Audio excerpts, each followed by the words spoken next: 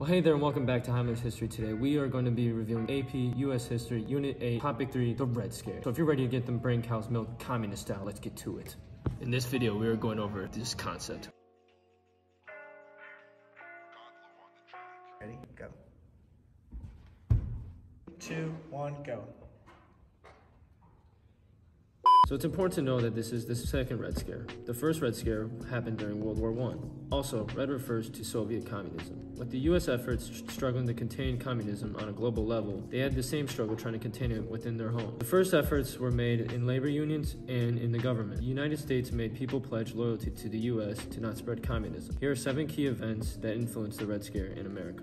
The first efforts began in 1947 with the Taft-Hartley Act, which was in response to the massive waves of labor union strikes. This made it more difficult for labor unions to strike, and union leaders had to pledge that they were not members of the Communist Party. The Federal Employee Loyalty and Security Program, an executive order from President Truman, was passed in 1947, and federal employees had to swear they were not communists or fascists. The order also gave the right for federal investigations into the political affiliations of federal workers. The Un-American Activities Committee was formed in the House of Representatives, which searched for communist influence all across the U.S., mainly in Hollywood, because the U.S. was worried communists could use the film industry as a means to spread their message to the American public. The Hollywood 10 were 10 well-known Hollywood directors who were singled out as communists and ordered to testify in front of Congress. They were refused and were put on Hollywood's blacklist, meaning they couldn't find work in Hollywood ever again. Then came in Senator Joseph McCarthy, who in 1950 claimed that he had the names of 205 communists who infiltrated the State Department. This hurled him into American prominence and scared the American public into thinking there were undercover communists all over the country. Later, McCarthy claimed the real number was only 57.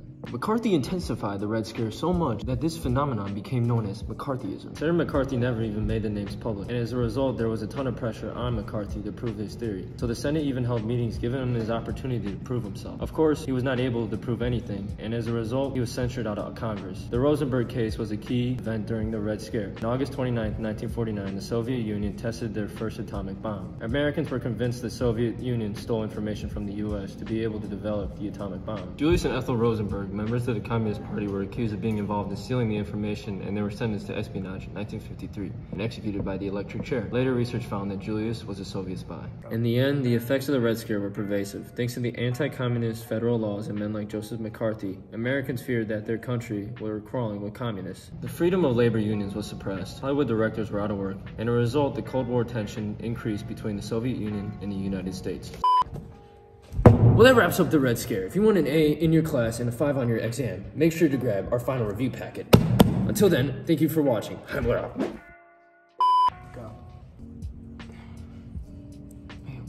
In this video, we are going over this key. Go.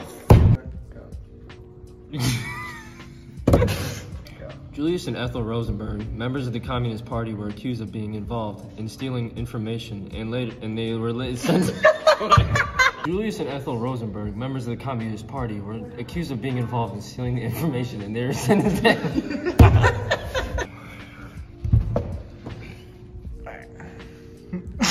Oh my God!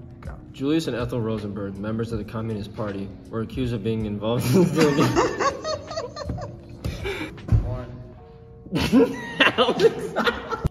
Julius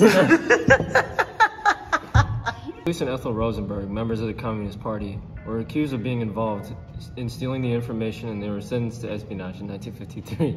And 2, 1, go. The freedom of labor.